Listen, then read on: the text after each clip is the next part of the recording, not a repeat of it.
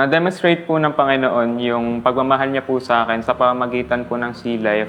Thinking na hindi lang po ako yung nag-iisa, which is kasama ko rin po pala yung mga kasamahan ko po sa Sea Life. Talagang nagkakaroon kami, nagme-make time kami every end of the Sea Life session. Pinagpipray po namin yung isa't isa.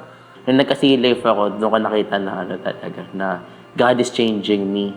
Kung paano ko ma-handle o paano to i-handle itong bagong buhay na binigay niya sa akin. May Sea Life leader po, Kuya Steven. Hindi lang po siya basta nagturo sa akin and he genuinely invested sa buhay ko po.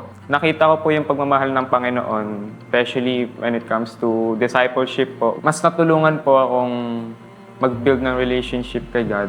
Natutunan ko po through my leader and sa lessons namin na ako rin, God can use me na to reach out for those people na hindi pa nakakilala kay Lord. The more na nadidipin yung relationship ko kay Lord, the more ko nakikita na we need to connect to other people so that we can share the good news. I want to be an instrument of God para matulungan yung mga tao sa darkness, yung mga taong kailangan ng love sa buhay nila.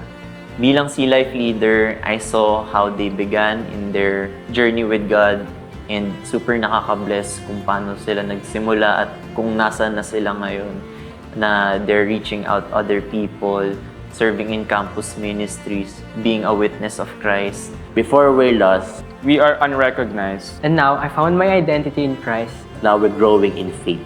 Now, we are growing followers of Jesus Christ. But now, we are walking on God's purpose.